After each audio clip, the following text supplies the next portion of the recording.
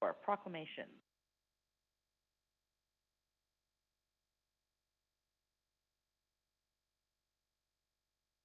February 2020. Whereas Toastmasters International, a nonprofit educational organization, is a leader in making effective oral communication a national and international reality for all persons, and whereas Toastmasters programs help people develop skills in speaking, listening, and other vital skills that enhance leadership potential and foster understanding, and whereas there are active Toastmasters clubs on the Sunshine Coast that meet regularly to continue to promote the goals, vision, mission, and core values of Toastmasters International, and whereas Toastmasters International has designated February as Toastmasters Month, now therefore I, Darnelda Seegers, on behalf of the District of Sechelt Council, do hereby proclaim that February 2022 shall be known as Toastmasters Month in the District of Sechelt.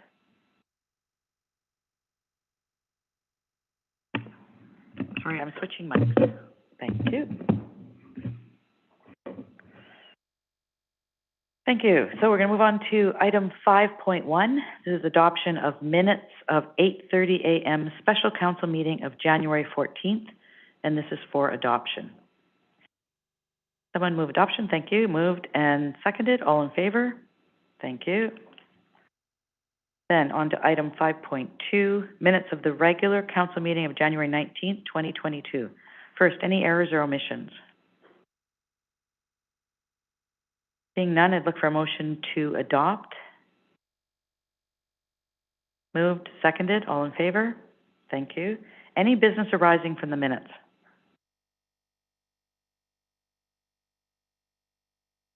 Seeing none, we will move on to item 8.1. This is, let me get there, 8.1. This is Everbright Ventures Limited rezoning application, residential R3 to R9, zoning amendment bylaw number 25-314, 2021, 5556, 5558 Nickerson Road. And over to our development planning manager. Thank you, Mayor and Council. I don't have a presentation tonight, but I'll just kind of summarize where we are. We've completed the public hearing process and following the sort of review of comments and concerns raised at the public hearing and looking at the development permit area guidelines. We've proposed some amendments to the rezoning. So instead of going from the R3 to the existing R1 zone, we've proposed a new zone that has a number of parameters that have been brought in to address sort of the public hearing concerns, incorporate some of the guidelines from the development permit area number 8 that are better reflected in the zoning bylaw to really secure regulations around sort of massing and setbacks and height issues. So not everything in development permit area 8 is reflected within the zoning bylaw. Obviously, there's a number of other things that don't belong there. There are some guidelines around secondary suites in development permit area 8. The permit area doesn't generally support secondary suites in smaller lots, but again, that's a guideline in a development permit area. It doesn't override zoning. And typically, like right now, all of our residential zones have secondary suites as a permitted use in them. And that's sort of improving out on off-street parking. So for now, secondary suites were left in. Also, considering after a public hearing, not making any changes to land use or density that might trigger a new public hearing. So what we've done is kind of reduce the height, brought in a gross floor area regulation and some other parameters to better reflect small home development on smaller lots to address some of the current concerns that were raised. And yeah, that's what I have for now. So if there's any questions from council. Thank you. Councilor McLean. Yeah, thank you. To the development planning manager, there's 2 new provisions in here, which I would say are more typical development permit regulations from what we're traditional seeing in our zoning bylaw. So that's the setback for the garage from the front of the house, and the 60 square meter second floor, so a smaller second floor than first floor. So I'm just wondering why this is included in the zoning bylaw rather than dealing with it in the development permit. Yeah, for sure. I think what we have in Development Permit Area 8 is a wide range of guidelines covering a number of different topics, and the ones that sort of pertain to the small lot subdivision include a number of guidelines that are almost zoning-like in their the way they've been written, and this is where we're getting into some of this parameters around height, first story versus second story, and the garage setback piece. So what we've done is pull those guidelines into the bylaw that in some ways are better reflected in the zoning bylaw as a regulation in terms of establishing a gross floor area. The idea behind the difference between first and second story is to through regulation limit the massing of the house, so it's not going to be a two-story straight up and down box.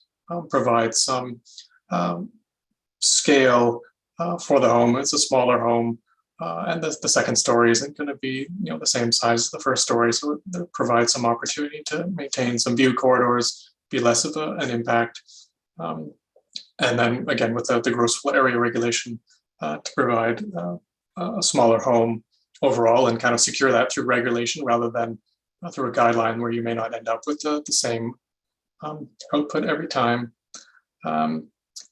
So, and the DPA guidelines, when they're looking at the small lot subdivision, also is really structured to, deal with these small lots, have a smaller scale of dwelling, and then for the garage piece too, it's also around creating a more friendly and pedestrian-oriented streetscape. So, where typically we've seen a lot of houses across the district and across the Sunshine Coast and everywhere, you have a large garage kind of dominating the streetscape that's kind of up front.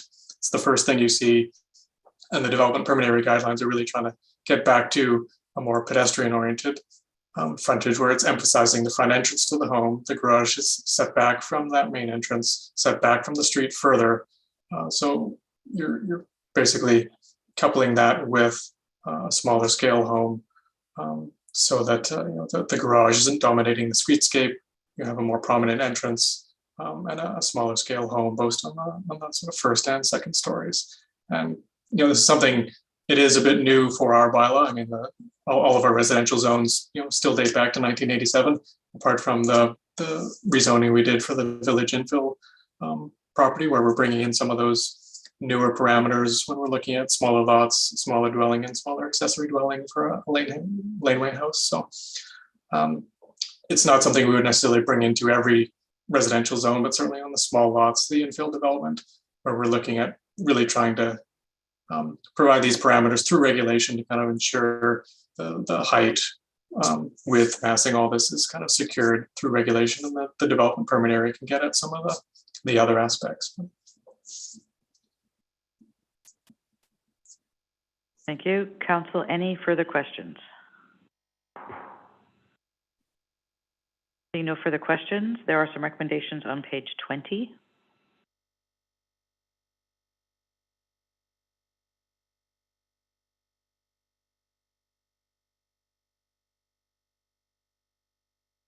Someone like to move some recommendations?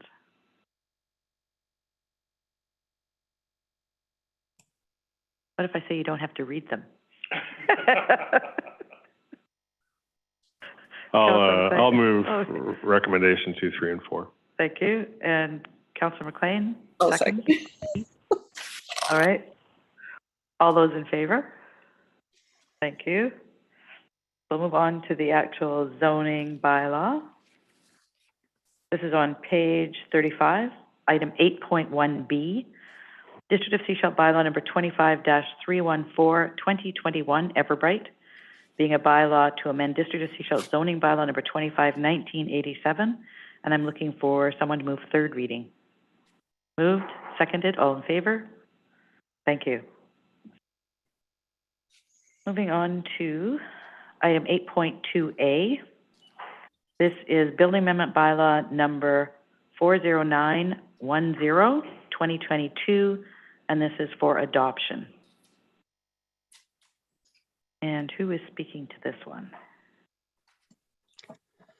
Mr. Nias, there you are.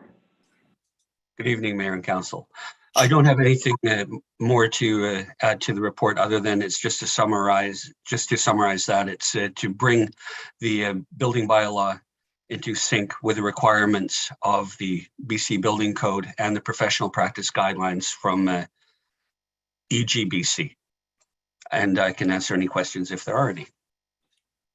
Thank you. Council, any questions? Councillor Toth.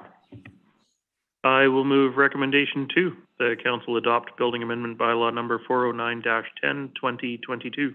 Is there a seconder for the recommendation? Seconded. All those in favor? Thank you. We'll move on to the bylaw. This is item 8.2B, starts on page 40. District of Sechelt Building Amendment Bylaw number 409-10, 2022. A bylaw to amend Building Bylaw number 409, 2003. And I look for someone to move adoption. Moved, seconded. All in favor? Thank you. Moving on to item 8.3, on page 42. This is the 2021 to 2025 Consolidated Financial Plan Amendment Bylaw number 595-1, 2022. Mr. Douglas, over to you. Thank you, Your Worship. So the bylaw is in front of council tonight for final adoption.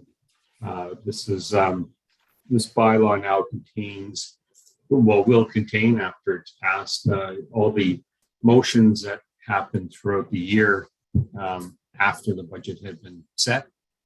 And the bylaw is identical in its format to the previous 2021 to 2025 bylaw. That's just the numbers have been updated. Thank you. Council, any questions? This is not our new budget yet. This is incorporating the changes over the year into our previously adopted 5-year financial plan. Councillor Rowe? I'll move recommendation number 2, that council proceed with adoption of the District of Sechelt 2021 to 2025 Consolidated Financial Plan Amendment Bylaw 595-1, 2022. Is there a seconder? Seconded. Thank you. All those in favor? Thank you. Moving on to the actual bylaw. This is on page, am I on the right page? Yes, page 44. Item 8.3B. We're looking for adoption on this. This is District of Sechelt 2021 to 2025 Consolidated Financial Plan Amendment Bylaw number 595-1, 2022. A bylaw to adopt the financial plan for the years 2021 to 2025. And someone to move adoption, please. Moved. Seconded. All in favor? Thank you. No new business, so we'll move on to item 10.1. This is on page 50. This is a development permit for 5400 Dusty Road, District of Sechelt Operations Building. Over to our Senior Development Planner. Thank you, Mayor and Council. I have a brief presentation on the project.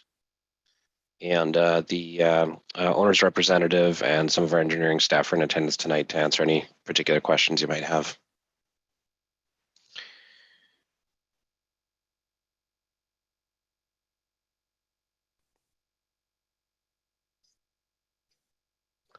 Great. So it's a development permit application for the Public Works and Operations Building.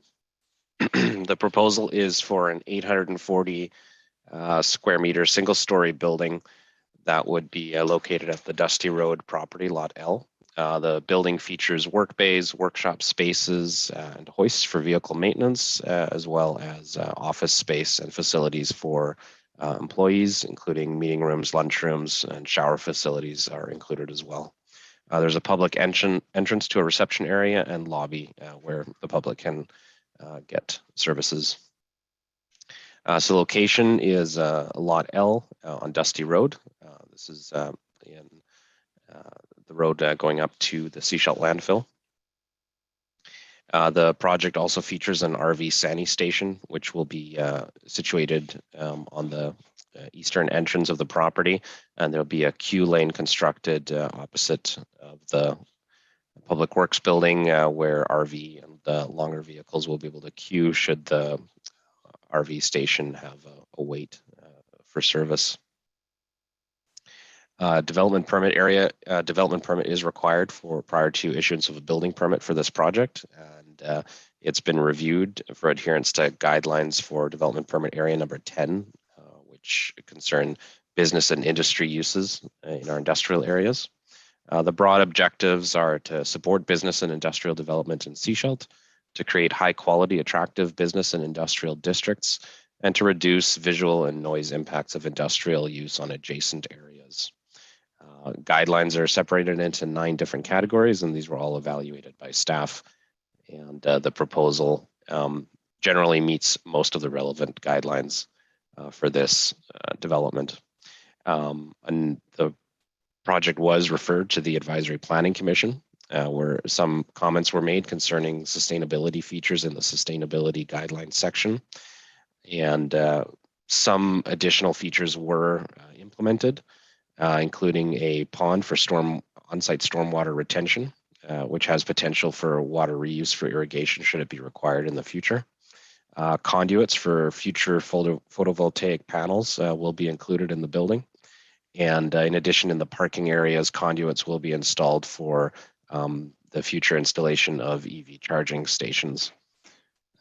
Finally, the landscaped areas were one item that the APC also considered, looking at instituting more drought-resistant plantings, and there were some revisions made to those plant varieties.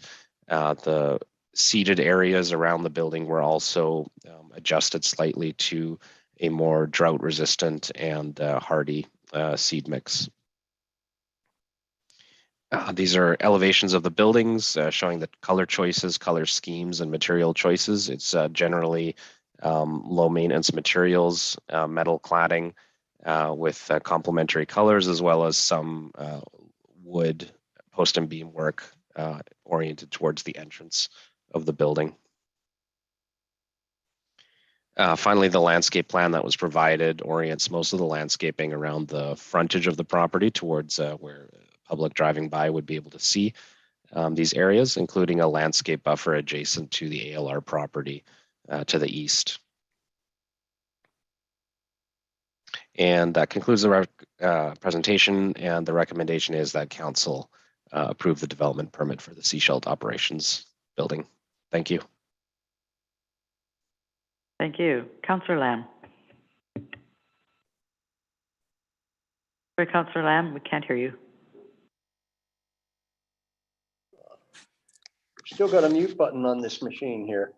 Hey, how much of the property are we using? Are we going to use the whole property, or do we still have room to subdivide off or lease a property like what we're doing right now?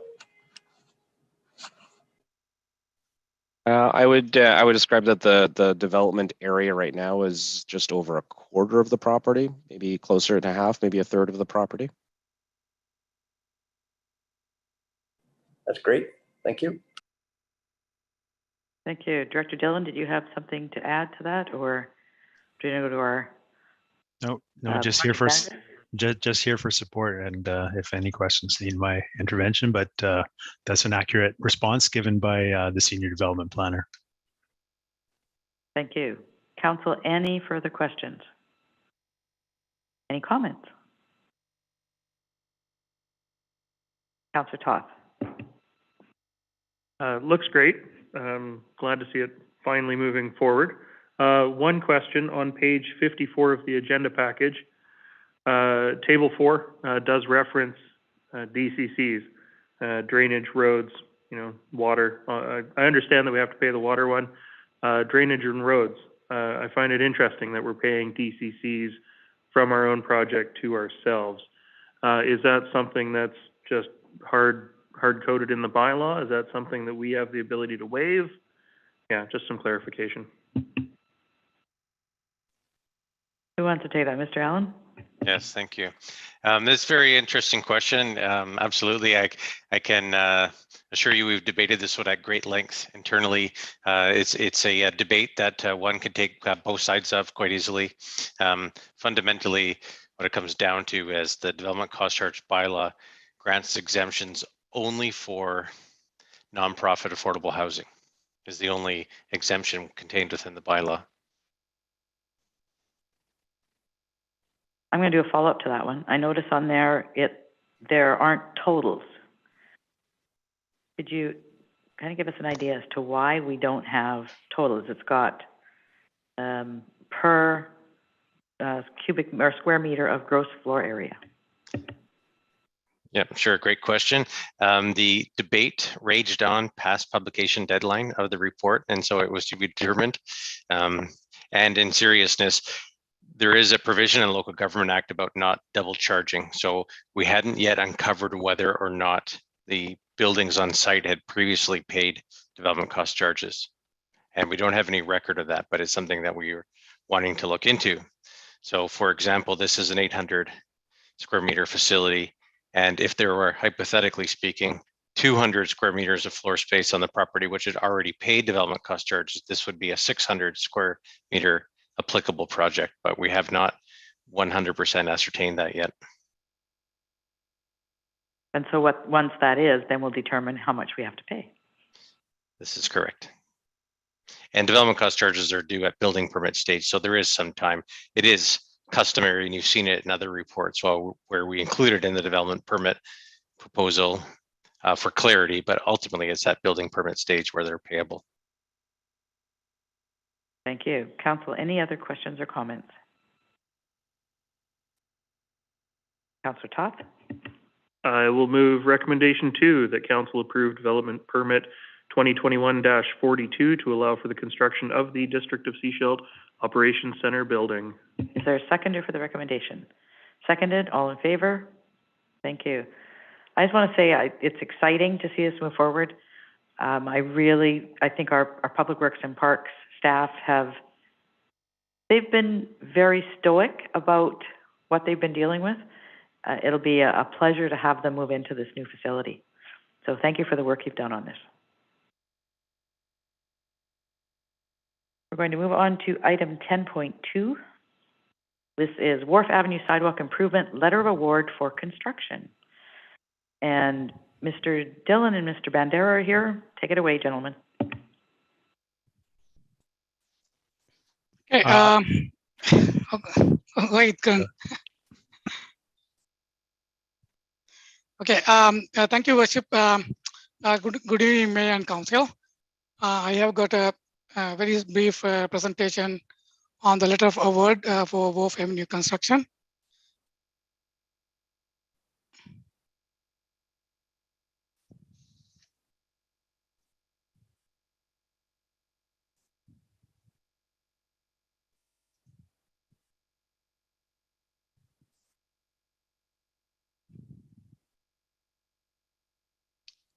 Yes, the purpose of the presentation is that to seek council approval to award the Wharf Avenue construction, Wharf Avenue improvement construction project to a qualified contractor, NB Contracting.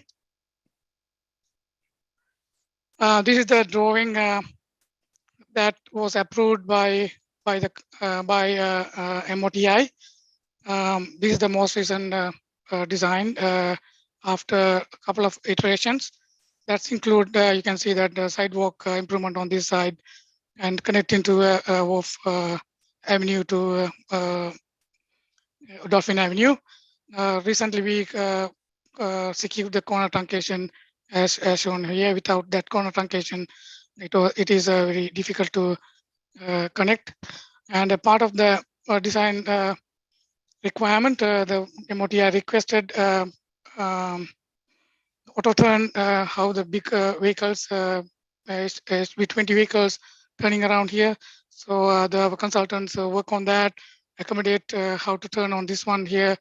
And they took the stop bar about few meters away on the south side to accommodate that one, and also shift the center line towards east side. Project scopes include a 350 square meter concrete sidewalk and about 200 meters concrete curb and gutter, 3 street lights, double heads street lights, and storm water and the garden beds and other pertinent infrastructure. The background is where this stretch is improving since 2005, and between 2005 and 2011, we have significant made improvement on the east side. Now the west side, we tried a few times and get the grants and the opportunities, but finally it was succeeded. In 2020, we applied for the BC Active Transportation Grant, and we secured 479,551, as well as Ice Island Coastal Economic Trust Grant. Also, we have 171,268, and the balance come from the gas tax. Then detailed design was awarded to ISL Engineering, and also district secured, as previously mentioned, a corner truncation from 5559 OF Avenue to facilitate this the sidewalk. Several design iterations were made as per MOTI comments, and finally we got the approval from Ministry of Transportation on January 26, 2022, and based on this information and the letter of intent to award specifies substantial completion by May 31st, 2022. Upon council approval, the district will send the official letter of award to NB Contracting probably tomorrow, February 1st, 2022. And then after that, pre-construction meeting will be scheduled soon after the bonds, the other required bonds, that mean the 50% performance bond and the 50% labor and material bonds. Once they secured, is deposited to the district, and then we will issue proceed to work. The grant deadline also extended until December 2022, and we have set the substantial completion by end of May 2022 to avoid any construction during severe traffic time. And this is a bid evaluation chart.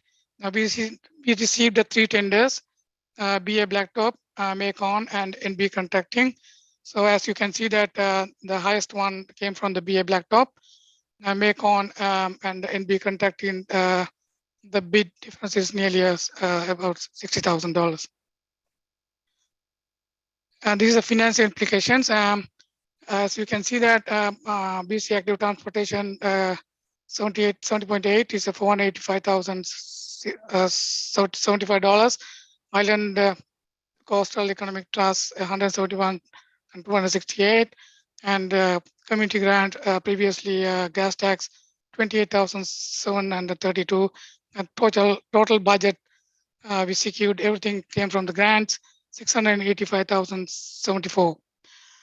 The NB Contracting bid price is within our estimate and available budget, and also district staff are going to manage our contract administration portion, and that will reduce. We can save some significant amount of money, inspection as well as contract administration. So between total available budget and the contractor's price, we have a buffer amount 260,655. That is secured for archaeological, streetlights, and contingency works. Communication.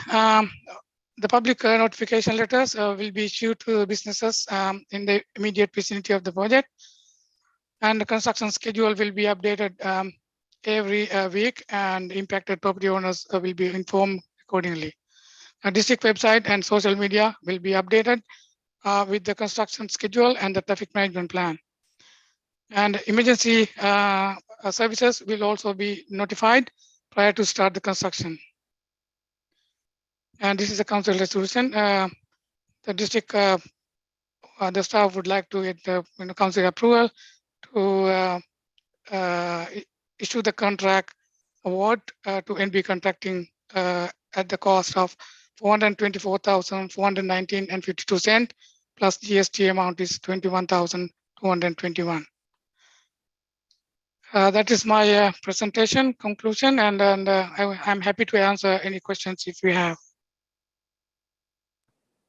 Councillor Lamb? I was just wondering, how is the archaeological side going to be handled? Have there been preliminary work done? And will there be an archaeological guy on site all the time, or how is that going to work? The archaeological is that we are getting 3 courts now, going to get 3 courts, and also institute is done the preliminary previously, but we are going to have additional quotation from other consultants to get it done. Yeah, sorry, I'm just going to add to that if I can. Okay. I should be noted that this is not a trail avenue construction. We're not removing any deep utilities with this one.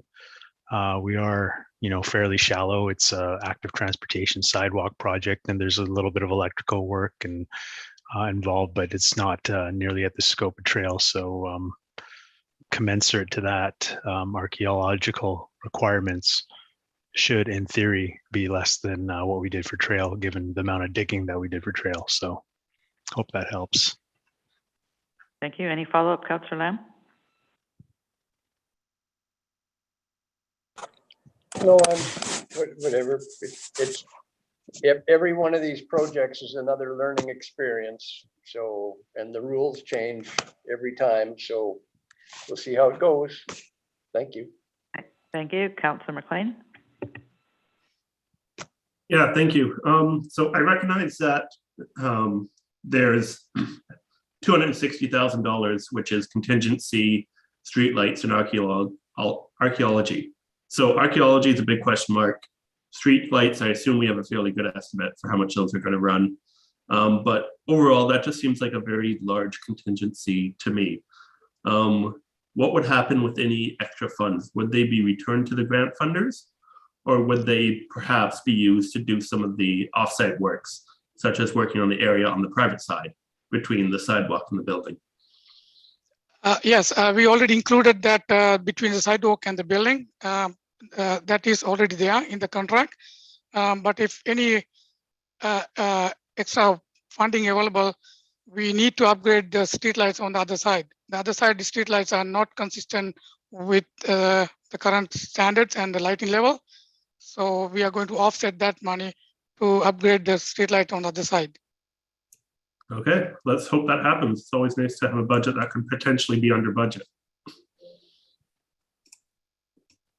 Thank you. I have a question about this project. I know that Modi has done their safety study of Highway 101. What they've indicated is that in future, not immediately, but in future, there will be dual turning lanes coming around that corner. Has that been incorporated in the design, or is that something that, they haven't looked at yet for us? I'm hoping they have. Do we know? My understanding is that if they need the second lane from the intersection, they have to acquire the land from the corner lot, and also maybe not only that one, maybe a couple of lots, and then eliminate the parking lane to accommodate the second lane. Okay, so, and they're saying that's what, 5 to 10 years down the road is what they're indicating. I don't think it's that long, but we'll see. Any other questions or comments from council? Director Dillon? Yeah, I would just say that, Your Worship, that this particular design got ping-ponged back and forth between us and the ministry 2 or 3 times.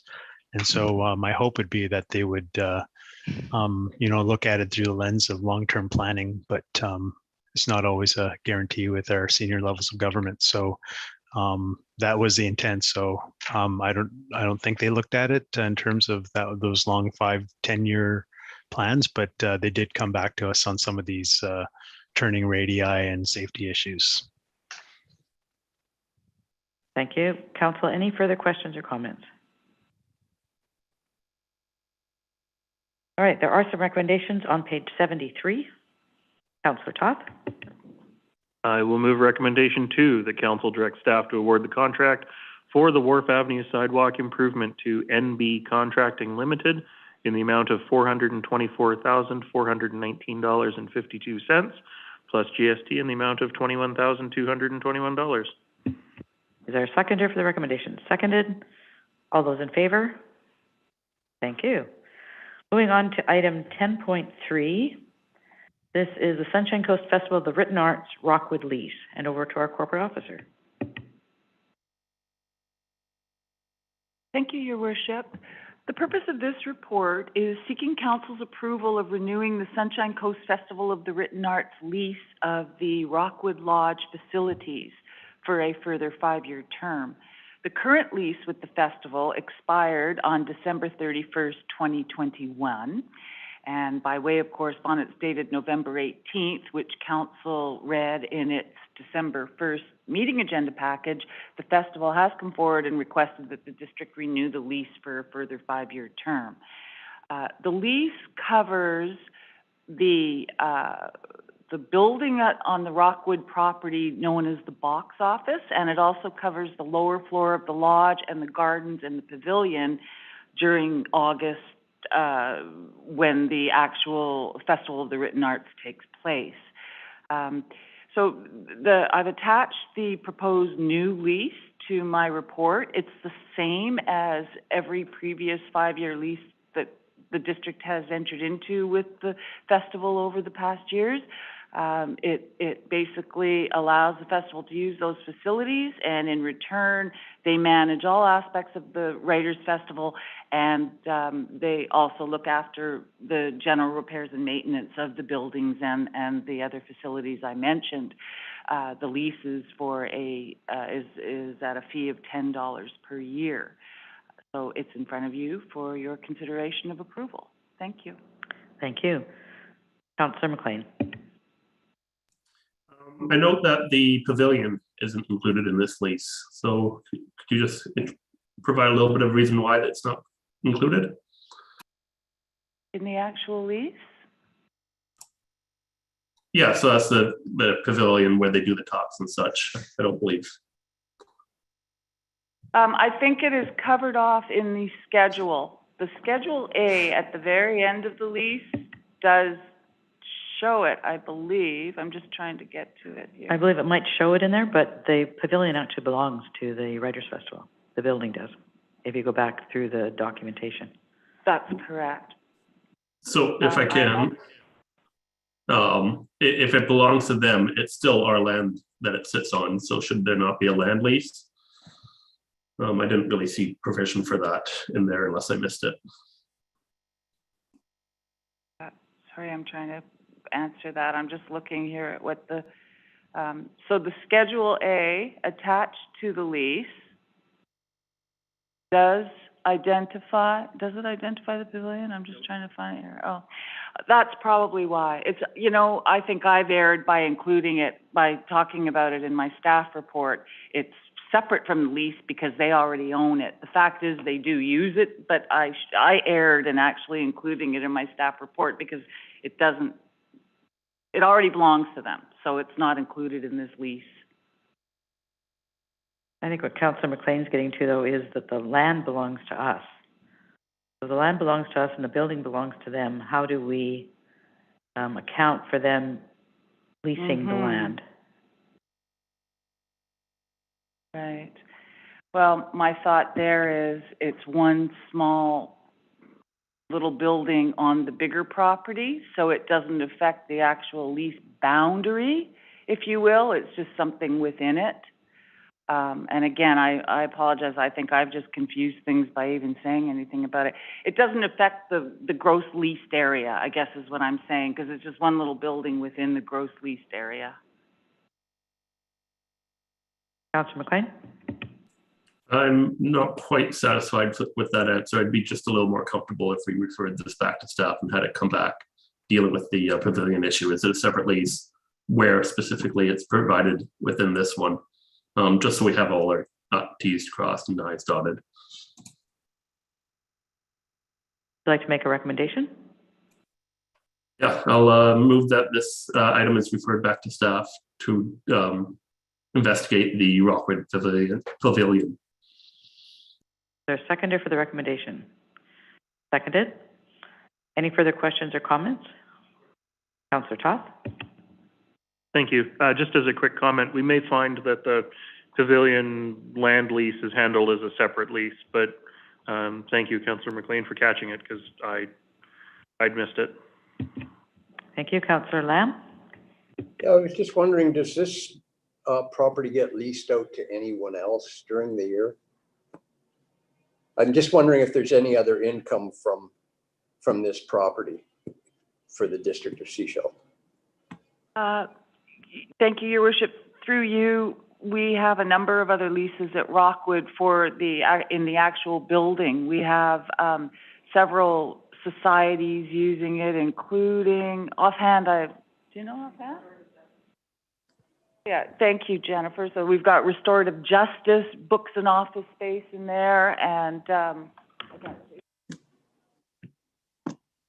so there are a couple. Sorry, we don't have them all, but the restorative justice has been there for a long time, and I know there are at least 2 other groups that we rent space to from time to time, the office areas. Yeah. I'm just I guess one of my thoughts in the back of my mind is just how much is this building, costing the district to maintain this property, and what is the return on our investment? And should we be looking at increasing leases? Obviously, it adds a lot to our community, but I'm just kind of wondering, I'd like to maybe have a look at that, but maybe not. Whatever your flavor. I think staff can take that away, and I think what you're indicating is we'd like to, at some point in the next while, look at what fees we're charging, although we have done that fairly recently. Councillor McLean? Yeah, it's one of those things. I mean, I think we just spend a bunch of money, like it was $100,000 or something, on refurbishing, doing some work there, and it's an ongoing situation, and it's the taxpayer of Sechelt that's paying for it. So anyway, just thinking. That's all. Thank you. Thank you for raising that. Councillor McLean? Yeah, to Councillor Lamb's concern, the real only year-round lease that they have is the office building, which in the lease they're responsible for maintenance. So hopefully we're not incurring any costs there. Grounds are obviously a cost, but that's classified as a park. It's valuable to our community. And then the center it's a rental space as well. But it's also our only heritage building. So there's a lot of value there. And overall, this is the Sunshine Coast premier event. There's a huge amount of value in this Writers' Festival every year. So it brings a lot to the Sunshine Coast. But along the lines of what Councillor Lamb is asking, I would like to know more about opening up access to the pavilion. And is there any provision for that? So I'd be interested to see, is there another lease like Councillor Toth maybe mentioned, and what's stipulated there? Because I recognize it is their building. Thank you. Seeing no further questions or comments, there is a recommendation on the floor that this be referred back to staff. All those in favor? Thank you. Moving on to item 10.4. This is our Engineering Operations Division Capital Project Updates. Council, any questions? Councillor Toth. Oh, we got lots of hands up. We'll go Councillor Toth, Councillor Scott, and then Councillor McLean. Thank you. I do notice here with the Trail Avenue reconstruction that the remaining streetlights have been energized. So that's nice to finally see all lit up. Just a couple of questions about the streetlights there. I have noticed that there are a couple that are out in very specific spots. I'm just wondering if those are a deficiency. And then the second question is, there are existing BC Hydro streetlights on the hydro poles that are still in place. Are those basically going to stay until they burn out, or are they coming down anytime sooner? Because I know that we pay for those as well. Thank you. Yes, through your worship, to answer the latter part of the question, the old BC Hydro lights will be removed once the new lights are fully energized. And with respect to remaining lights that required to be energized on trail, the information I received from the manager of municipal construction and infrastructure renewal was that they were all energized as of today.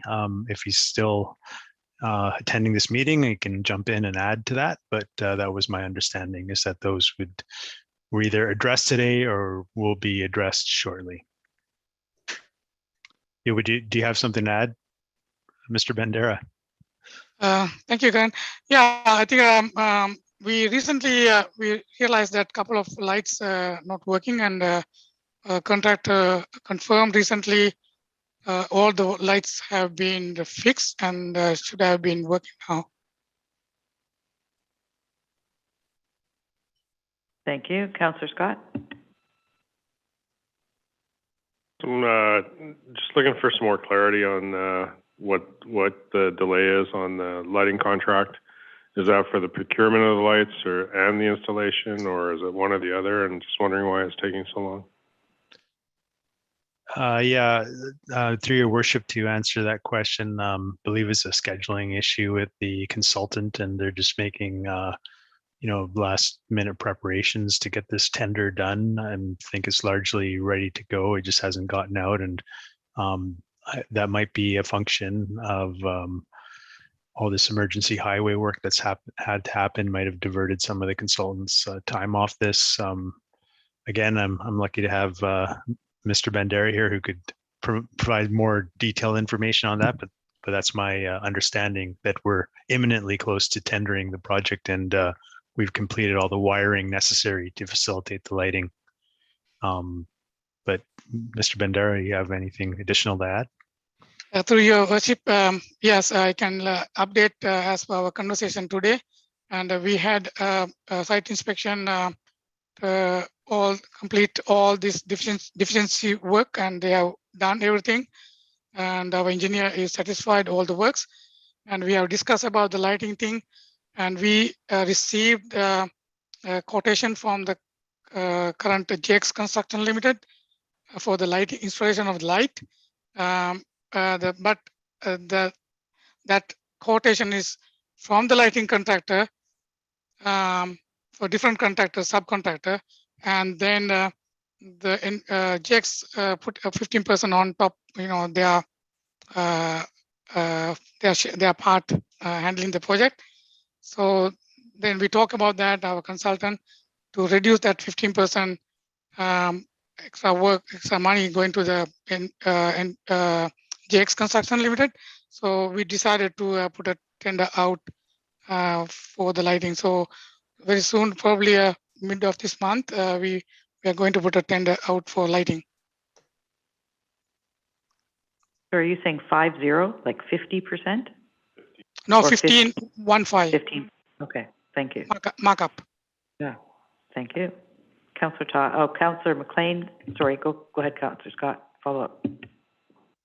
Okay, so just so I understand what you said there. So they gave you a quotation for the installation of the lights, but they would use a contractor and then have their 15% management fee is basically what it is. Yes. Okay, so they still may be the cheapest, but then we'll pay a mobilization cost, I guess, to bring them back, if that's what it was. The mobilization, yes, this is I think the mobilization is already included the subcontractor because this is wiring and the lighting. This contractor is demobilizing now the machines. Okay, I'll be interested to see how it all plays out. Thank you. Councillor McLean. Thank you. So just following up on the airport discussion, another big discussion up at the airport is the drag racing. So I'm just wondering if staff had an update on that report we were looking for about the costs. I think the drag racers would definitely appreciate some kind of direction, and it's been several months since we last talked to them, really. Director Dillon, did you want to address that? We actually talked about that today. We were going back and forth. You want to address that? or Yes, not Your me to Worship. address that? Would you like to give your account of the meeting, or shall I give mine? I'll give ahead. I'll give a brief account. So we did discuss that today. We understand there's a variety of factors, and engineering and operational factors definitely will be part of the decision of whether drag racing continues. From a strictly warranty perspective on the runway itself, we did look at the contract documents, and the warranty period on the runway itself would lapse on July the 6th. So we are now in the process of putting together all the costing information on the other operational issues in terms of what it costs to repaint airport runway pavement markings. What's the implication on if a light is damaged, debris cleanup after races. So we're trying to put numbers around those costs and present that in a report, and we're aiming for March. Councilor McLean? Okay, I guess March is a month away now. We're in February as of yesterday. So looking forward to it, but I know there's a lot of people waiting on tenterhooks here. So if there's anything we can do to keep that communication going with them and just give them some kind of direction from council. I don't know what we can do in the meantime until we have all that information in front of us, but looking forward to it. How about I summarize that way? Thank you. Councilor Toth? Thank you. And thank you, Councilor McLean, for bringing up the drag racing, because I was going to if you didn't. So, yeah, looking forward to seeing that come back. Glad to hear that it's July for the warranty period. I think we'd heard a different date at some point along the way. I did notice on my drive-in or driving around a couple days ago, the fencing has gone back up at the dog park. So I'm just wondering, where are we at with that, and when are we expecting completion? Looks like they're going to pour some concrete in there, maybe. Yes, through your worship, the fencing's there in advance of Pavilion Construction. So they're going through the building permit process for the pavilion that's to be constructed in the Eptide Dog Park through the cooperation with Rotary Club. And we were just waiting on some engineered drawings, which we just received yesterday, actually. So the project is moving forward, and that's the remaining piece, is that pavilion. And once that gets done, we'll have a wonderful new facility for citizens to enjoy. Thank you. Councillors, any other questions or comments? Councillor McLean? And I guess continuing the dog park discussion, we've been receiving a lot of emails recently about dog use at Kinnickinnick Park. Just to put it out there, I think there's a decision ahead of council at some point whether to regulate dog use at Kinnickinnick once that dog park is open. That's the Director of Engineering's general understanding, that that will be a decision at some point. If that's a council direction, we can come back with a report on what the implications of dog usage is at Kinnickinnick. I did discuss this yesterday with my parks manager, and the information I received is that we recognize that there's responsible dog owners. I think for the most part, dog owners are responsible. They do try and clean up after their pets and mitigate their damage, but there are those that aren't as diligent with their pets as the larger community is. So it's the ones that are tough for our facility, especially during these months, is when a dog they'll start digging or running around, and it does create a lot of damage to the turf. So we can formalize that in a report, but that's the initial information I received from the parks managers. It does take quite a toll on Kinnickinnick Field in the winter, and as you'll recall, we already have an issue there with the summertime as well, with the drought conditions and trying to recover back from those drought conditions. And this would be an additional pressure put on those fields. So I mean, it is something that we have to think about and look at all the factors involved with that, but it does take a toll on the fields. Thank you. Councillor McLean, did you have a follow-up? No, I'm just trying to think of how we want to proceed with this one.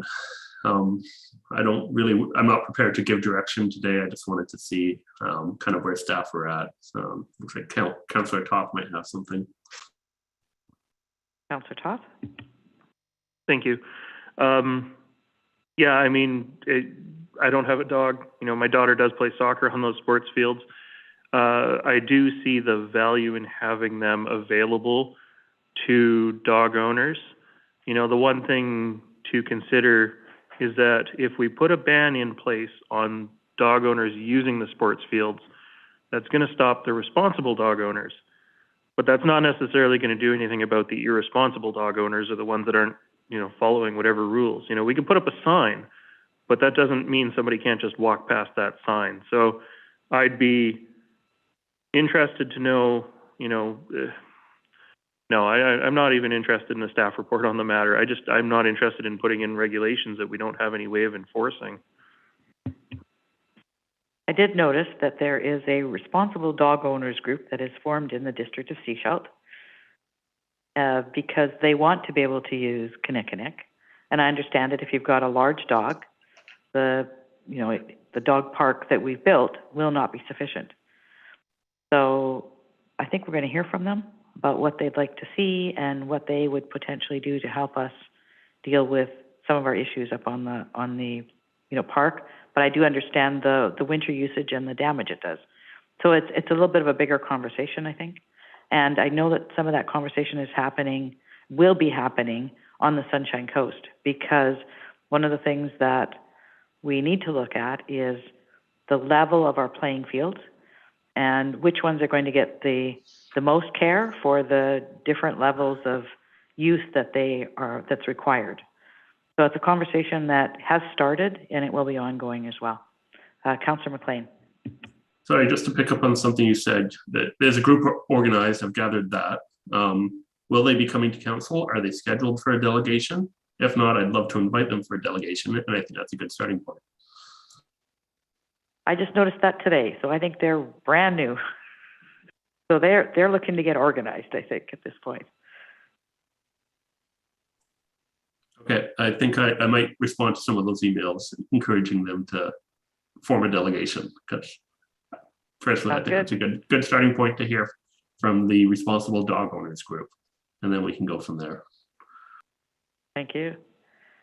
Any other questions or comments about the report? Thank you for your report. We always enjoy reading them and seeing what is happening in the district of Sechelt and informing our community. Appreciate it. All right, next up is our council reports. So we're going to start with Councillor Rowe, Councillor Lamb, Scott, Kuster, McLean, and then Toth. Councillor Rowe. I don't have anything to report this week. Thank you. Councillor Lamb. Nothing to report from me this time around. Thank you. Thank you. Councillor Scott. Earlier in January, I attended the Chamber board meeting. They brought forward lots of concerns in regards to the short-term rental bylaw and the impacts of the potential restrictions that we're looking at putting forward as far as how that will affect the various businesses in the chamber and the surrounding community. So we should see some more information coming from those folks as far as hopefully some documentation as to what the ramifications would be if we were to restrict them, the short-term rentals. I also attended the Sunshine Coast Community Forest Legacy Fund, their initial meeting since the AGM, and part of this was to go through the terms of reference for the Legacy Fund Committee and they have a couple question and request. The terms of reference, I think they talked to Ms. Frank about the term positions. In the terms of reference, it seems to be that they need to be, the shareholders committee appointments need to be verified annually, which hasn't been the case. And I think, I don't believe we appointed Mr. Bevington to the committee. I think that was done previous to us. Are you talking about the legacy fund? Yeah, appointment? the committee. Okay, thank you. Yeah, so I sit on it, and that was done initially when this term started. I don't remember us actually adding John. I think it was done under the Milne era. But anyways, it's something that we probably need to look at just for the community fund to just update their terms of reference to what we're actually doing. It does make sense that it probably should run on a term, provided the community member, like Mr. Bevington, is willing to do it for 4 years or as long as he has. So the second topic they brought up was they'd like to, the committee would like to sit down with council and just have a discussion over the other half of the funds that sit in the district. As you know, Councilor McLean's long chatted about having a policy on how we're going to spend that, and I think they'd like to sit down with us and have that discussion and push forward on that policy as well. Councilor McLean, you have a question? Yes, I would love that discussion on the policy. And I appreciate the committee looking into the terms of references. That's always a good thing. So I'd encourage staff to work with them. Personally, I don't think council needs to have that oversight in the appointments, but that's perhaps something their board can deal with, and that should be a yearly process. But so I look forward to seeing something. There's 2 members that are appointed by the shareholder. The rest are appointed by the board of the community forest. So the shareholder of the district Sechelt appointed myself and Mr. Bevington to that committee. So that's our contribution to that committee. You, Councilor Kuster, and then Councilor McLean. Okay, I attended Youth Advisory Committee meeting. So there's just so much going on with youth in our community. So I'm just gonna go over maybe some new things that are happening. There's a tobacco and vapor products reduction with Lori, I think it's Chizon. She works from Tuesday and Thursdays out of the Sechelt Public Health Office, but has been working from home due to shortages. It's a new role to building awareness in our community, and she has access to grants. Does a lot of education, but due to COVID is not in the schools at this time, but she can provide information to share. And then the other one, family supports, there's parent peer support worker, so supporting families who have a child living with mental illness, and that's Jackie Chess. And she's trying to get the word out that she's here to support parents. What else? Another new thing is a community-based youth victim worker. Laura Lay has been hired through a grant from Ending Violence Association as part of the community-based victim services to develop a youth program. The program will address relationships and sexualized violence. So I think that's a great thing for our community. What else is going on here? Sorry. The community schools youth has been staying open even during COVID. They've just been following guidelines. They've been seeing a lot of youth there that need support. So they've been really wanting to keep the program open and being there for them. And they still seeing, need for food, and lots of kids with mental health issues in our community.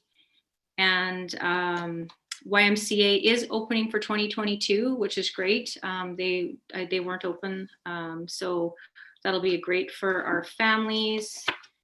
And just in general, there's so many groups supporting our youth, but COVID has, definitely challenged these groups that are supporting our youth with, staff shortages and restrictions. So it's definitely been a challenge all the way around.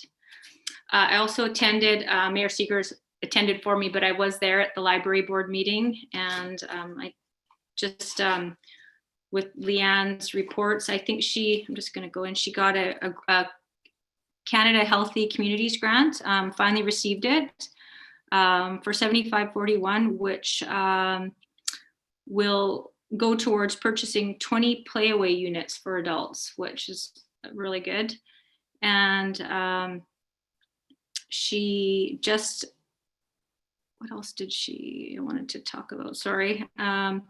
She's been struggling with restrictions again at the library. It's been challenging because they keep on changing and how to adapt with that. And the one thing I just want to say is how the library connects people through their programming. And I just can't say enough about Leanne and her staff. I think they do a great job.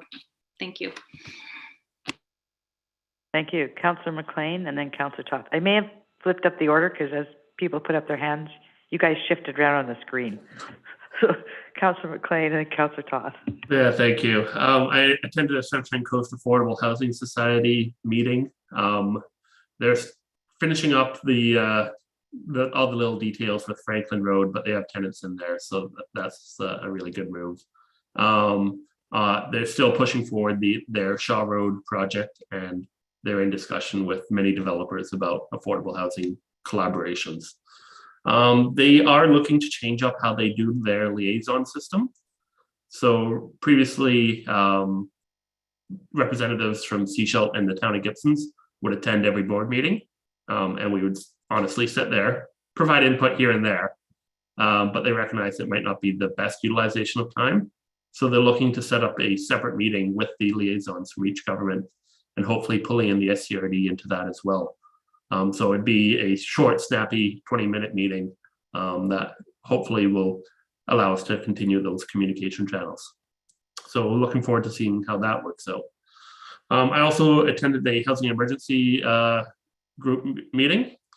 They do have a new newsletter out with support from Cover the Coast. So I encourage you all to get involved with or get on that newsletter. Lots of good information about what people are doing in the housing field around the Sunshine Coast. The SCRD has offered their housing positions. So that's been work over the past year. So it's exciting to see that the RFP for those two positions in collaboration with the District of Seashell has gone out. So that's some tourism money from Airbnbs going towards a housing coordinator to help move some of these projects forward. I noticed the District of Seashell also put out our RFP for the strengthening communities funding that we received in collaboration with the RCMP. Gibson's got the same grant, and they're nearly done the term of their grant. So they're going to run out of money there shortly. So it'd be interesting to see how we can dovetail some of those together, potentially, depending on who gets the award for a Seashell. Lots of concerns around providing shelter space. There's been construction delays on the upper deck shelter on Wharf Road there. So they're still waiting to do that expansion to the whole building, and that's construction related. And then they're quite worried about some of the people that are staying in the Cozy Court and how they're going to be relocated once that ceases to be a shelter space. And then there was a good amount of discussion about a development opportunity or development on Lockyer Road in Roberts Creek. The conversation was around making it a more innovative housing form. I haven't had a chance to look into it too much, but I'm sure our directors from the SCRD know it well. And that's all I got. Thank you. Councillor Todd. Oh, we know that project well. I'm happy to touch base offline about it, but there was a public information meeting held by the property owner last week, start of this week? Yeah, sometime in this last week, and it was interesting. Let's put it that way. We'll just leave it at interesting. I don't have a whole lot to report. I do know that Patrick Wheeler is going to be speaking to the chamber tomorrow at 12 o'clock. I actually found it on Facebook accidentally. So if you want to sign up to attend, you can find it on Facebook. And then otherwise, I just following up with the legacy fund policy idea, I think it would be great to have that conversation with the committee. I don't know if it's something we can maybe do at a committee of the whole if we have a light agenda, and try and do a little more interactive, rather than just present and what have you. But yeah, otherwise I don't really have anything to report tonight. Thank you. Thank you. I'm going to follow up on a couple of the housing pieces. BC Housing actually reached out to me within the last couple of weeks, requested I connect them with TELUS to see if they could extend the lease to, because TELUS isn't going to move forward, anytime soon. It'll be sometime within the 6 to 8 months potentially. So BC Housing would like to extend their lease from the end of March. So I connected them. I believe they're in conversation. That will give us a little more time for transition, which would, assist given the delays at the upper deck or the homeless shelter over there. With regards to Green Court, they want to move forward. They're short funds. The construction costs have gone up, and they need additional funds. So I had a meeting with Nicholas Simons, Macola, their development group, and with the Lions. And out of that, I wrote a letter to David Eby, just outlining that. We're coming up to the end of the fiscal year. We're looking for some money. Please help. So we'll see what we can do for that. Then what else did I do in the last couple of weeks? I had a meeting with Capilano University with regarding their ECE program, their child care training program, early childhood education. What we did prior to that, the director and I had a conversation. We reached out to look at what the shortage is on the Sunshine Coast for ECE staff and have provided that to them. And CapU is looking at doing an in-person course in the fall for up to a maximum of 30 students at the campus here. They're going to be reaching out to those who've done a few courses, who've expressed interest to find out what some of the barriers potentially are, and then we're going to look at how do we deal with that. So we're getting together again at the end of February to put that information together and see what we can do. We'll probably work with them to help advertise that, get it out to the community. We're going to look at what the career path is for these people. And I just heard today that the YMCA opened up in the elementary school across the street, Seashell Elementary over here, and I've been told that they're 10 staff short. So those are the kinds of things that we need. We need to provide those background, get these positions filled. It's critical in our community.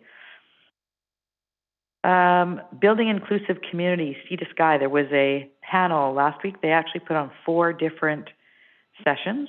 I was a panelist on one of them, and it was talking about diversity and equity in communities. Brought together on each of the panel, they had a representative from government. They had new immigrants who've come here, immigrants who've been here for a few years, as well as other experts in the field. Our own April Struthers from Seashell was one of the panel members as well. It was very interesting. One of the immigrants said, we tend to associate with those people who are like us, and so we don't necessarily see others. She said, I'm challenging you to at least once a week, find somebody who's not in your circle and introduce yourself to them and get to know them, because that's the way to start breaking down some of these barriers and learn about other cultures. Iced tea, again, I had another session with regards to the CEO recruitment. That is looking like it's coming to the final pieces. We should have somebody in place within, probably by the end of the month. Community action team, really nice to see what's happening with the community action team. We're having more peers show up and a lot more organizations that are involved in this conversation around opioid and harm reduction, mental health issues around that, coming to these meetings. So we've got First Nations Health Authority, Vancouver Coast Health, a number of people coming from there, the local action team, which deals with child and mental, substance abuse or substance use and mental health, and a number of other organizations. So it's really nice to see the scope of that group. I presented with Pat Hunt and Jan Bird on Tuesday night as a delegation to the town of Gibsons, requesting a letter in support of the application we're doing to the poverty reduction strategy grant. We have already received their letter. We have the letter from the Sunshine Coast Regional District. So I think this weekend, or Friday this week, the application will be ready to go in. Today, I joined Mayor Beamish and a couple of other staff members from Gibsons for a meeting with the staff sergeant supervisor from the RCMP, and Staff Sergeant Poppy Hallam will not be returning here to our detachment. She's still out on mental leave or medical leave, sorry, and will be doing a back to work program. Yeah, graduated back to work program, right? And we need to have a staff sergeant here. So she's indicated that she will not be stepping back into that for her own medical recovery. So the process will be starting for us to get a new staff sergeant. So today was a conversation around that. That will go forward, and we will be sitting in on the interviews. Gibsons is obviously very interested in this. February 9th of next week, February 9th, the first information comes out around the census, and they are watching those numbers, because if it says there are over 5,000 people, they have to pay for RCMP starting in April. So that'll really impact their budget this year. One final thing, Hackett Park sod turning this Friday, 1 p.m. It is for the stage that we're going to be putting in there. Our MP will be there, our MLA will be there, Chief Paul will be there. Welcome everybody to come out. It'll be short. It'll only be an hour max. We'll keep it under, so you don't have to stand out in the cold too long. But we welcome you to come. I think that's all I have. I'm going to turn to Councilor Toth for his SCRD report. Thank you. My SCRD report is attached. Happy to take any questions. As I was just skimming through it again, I realized I had a typo here in that in the upcoming meetings, the next Corporate and Administrative Services Committee is February 24th. Obviously, January 27th is not up and coming. So otherwise, happy to take any questions. Council, any questions for Councilor Toth?